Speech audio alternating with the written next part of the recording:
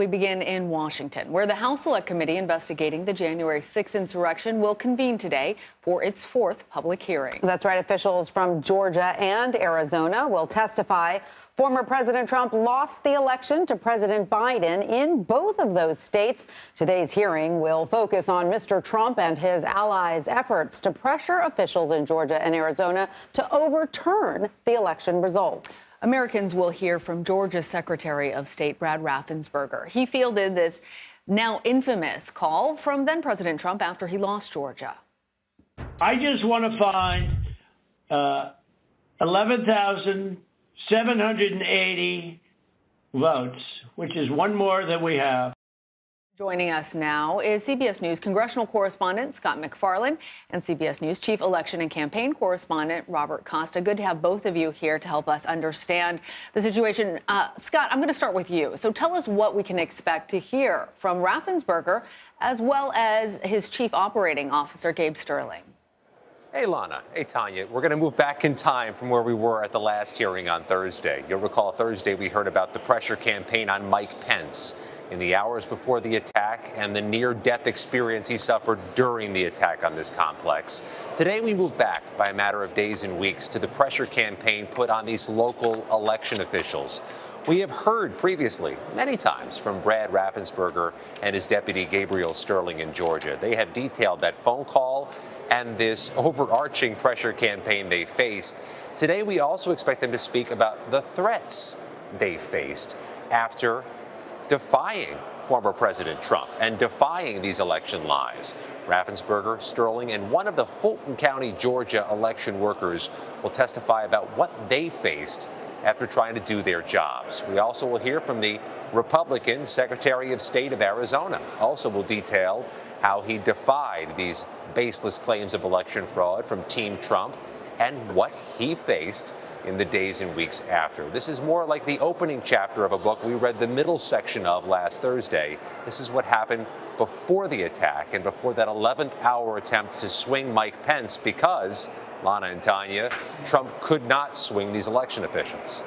And Robert, Congressman Adam Schiff said Monday we can expect to hear about Trump's then chief of staff, Mark Meadows, and his connection to the pressure campaign in Georgia. Can you preview that for us? This committee has used the Mark Meadows text messages as the spine of its investigation for months. He turned over some of his text messages from that post-2020 election period.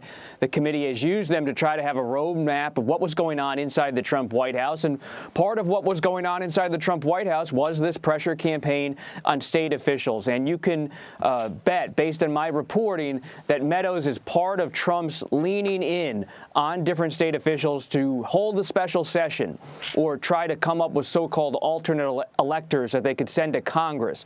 Meadows was part of Trump's efforts at every step in almost every way.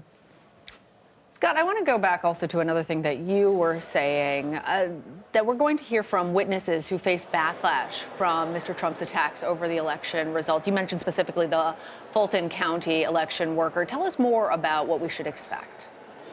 We're going to hear revelations and details, not just about what happened before January 6th and after January 6th and some of the key figures. We're going to get a glimpse at this uniquely toxic political moment we find ourselves in, where political violence is increasing, the threat of political violence is increasing, and threat investigations into potential political violence are increasing. Our review of U.S. Capitol Police records finds members of Congress are facing what Shay Moss faced, what these three other witnesses faced, which is threats on their lives for doing their jobs.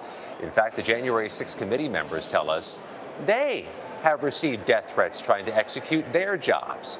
We're going to hear this from the ground level today with that Fulton County election worker, Shay Moss, about the threats she faced, that her family faced. But to be clear, that is a symmetrical experience to those being faced by elected leaders nationwide at this distinctively divisive moment. And Robert, I also want to ask you about the scheme to put forward a fake pro-Trump slate of electors. I mean, it does seem like there were lots of schemes that were being formulated, behind the scenes. But this one, the idea being the electors wouldn't automatically be rewarded to Biden if there was another option. What do we know about that? Well, we know a lot about it. I remember months ago, I was sitting with my then reporting colleague Bob Woodward, working on a book project, and we came across what is now called the Eastman Memo. The conservative lawyer John Eastman authored a 2-page, 6-part plan about how to overturn the election. And in brief, his plan went essentially like this. Say to the states that even though the Electoral College has already finished its process, that they can still send so-called alternate slates of electors to Congress to be considered on January 6th. And once those alternate electors are pushed forward, then Vice President Pence can somehow say, well, some alternate slates of electors have emerged, even if through a somewhat informal process, and now the Congress needs to pause so the states can either have sessions or some kind of vote or process where electors are resent to Congress.